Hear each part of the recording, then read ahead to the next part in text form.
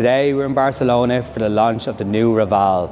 Unless you've been living underneath a rock and you're looking into EVs, you will know the hype that is around this new model that's launching from CUPRA. It's going to be their first time properly getting into the high volume segment of the market.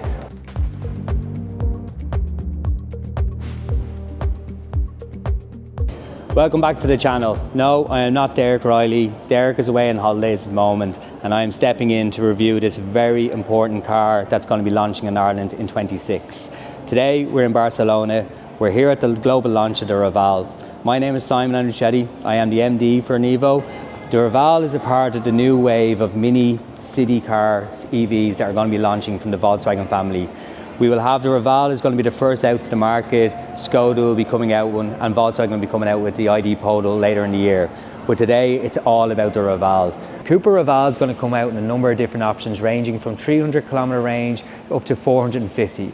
The model that we were reviewing today is the VZ, which is the high performance model. So let's take it back a step and talk about what the CUPRA Raval is actually built on. Volkswagen Group have brought out a new platform that's an improved version of the MEB platform. So the new platform MEB Plus is working on a better efficiencies when it comes with the battery. It has a better charging time. They've reduced the weight of it and actual cost of production, which has had an overall positive effect on how they can produce their mini electrics, the endurance and the performance and the outputs of it. The Raval here is an extreme version of that platform. This particular version here, the VZ, is the high performance version of the Raval, and it is the rebel of the model, the rebel child. So in this version, you're looking at a performance output of a 0 to 100 km/h in under 7 seconds. When you get into the actual spec, which we will now in a second, from the 19-inch alloys to the suspension, and it even has an electronic rear diff into it to really enhance the driver's experience when you're cutting through the tight corners. This vehicle speaks more like a track day car than a city car. So as you learn about the Raval, I'd say forget everything about what you know about city cars. The really interesting thing about what they've done with the Raval is they're not trying to make it that the high performance has all the extras and then the base layer has nothing on it and a very different looking car.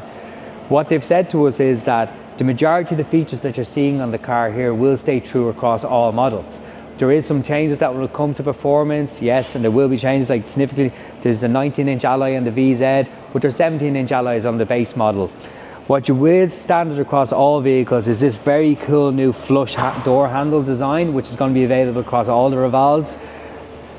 And overall, the styling of the car is going to be what you see across the 4 or 5 different options. The range on the vehicles is going to range from 300 kilometers up to 450, with the VZ coming in at 400 kilometer range. The one thing I'd say personally, I think if you're looking at this side and you're looking at the spec, do not get this put off by losing 50 kilometer range on your vehicle to go with the performance model. Go with the performance model because it's going to be more fun. It has all the specs, it has all the benefits, and it has the true DNA of what they're trying to deliver on the CUPRA Raval. Unless you're driving more than 50 kilometers a day on your daily commute, this car will most likely only need to be charged once a week. And even at that, if you do need to top it up, the charging time from 10 to 80% is around 22 to 23 minutes. So we cannot talk about the CUPRA Raval without talking about the styling of the back of the car as well, as much as we talk about the front. As you can see, it has these really exposed attitude race style diffusers down the back.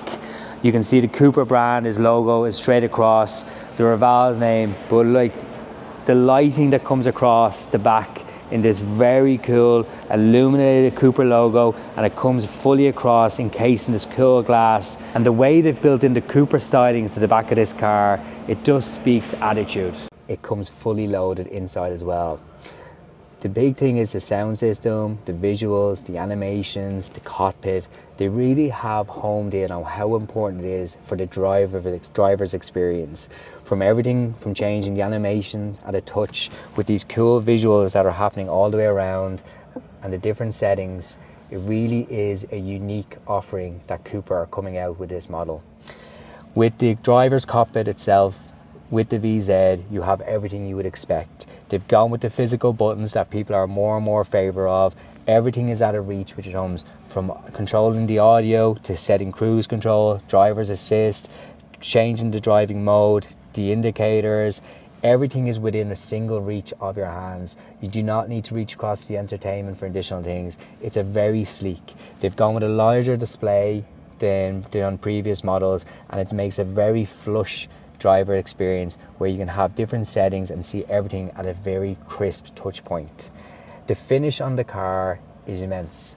What they've done here is they've basically done a 3D printed knit seat that's all in one piece, creating this very stylish and comfortable racing bucket seat. As I said already, I don't know if I'm in a city car or if I'm in a track car, but all I know is this car speaks like a sports car. It speaks like a premium model, and it's hard to get by that it's going to be priced in the 20 grand market, in the mid-20s. Now obviously the pricing has not been launched from Cupra, and I'm sure the pricing will be a little bit higher for the VZ, but it's going to be very, very interesting. This could be probably one of the most important cars that Cupra has ever built.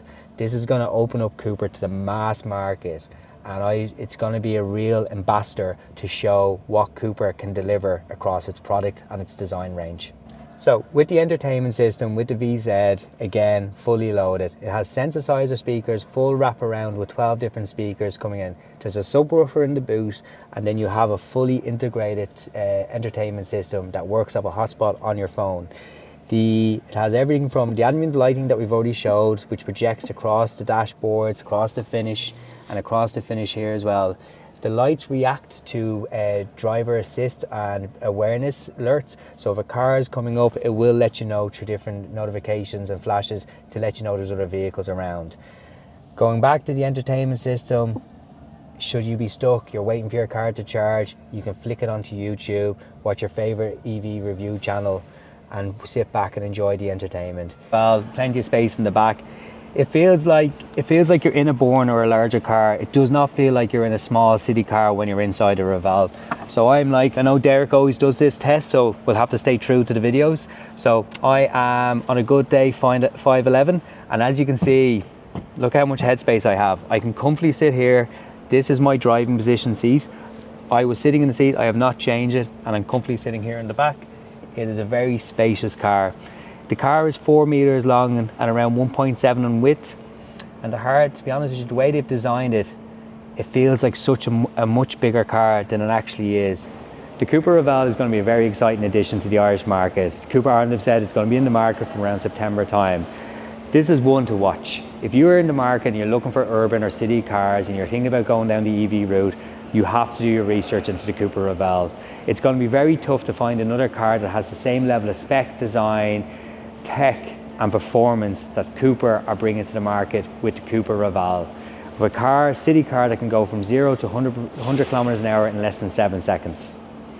If you want to stay up to date and find the latest information about the CUPRA Raval, when it's launching, how to do a test drive, sign up to nevo.ie, follow us on Instagram and all the social media platforms, and don't forget to subscribe to the YouTube channel Nevo Reviews. Hope you liked the review. Leave your comments and feedback. Obviously it's my first time doing a review, so I'm really interested to hear all the feedback. Thanks very much.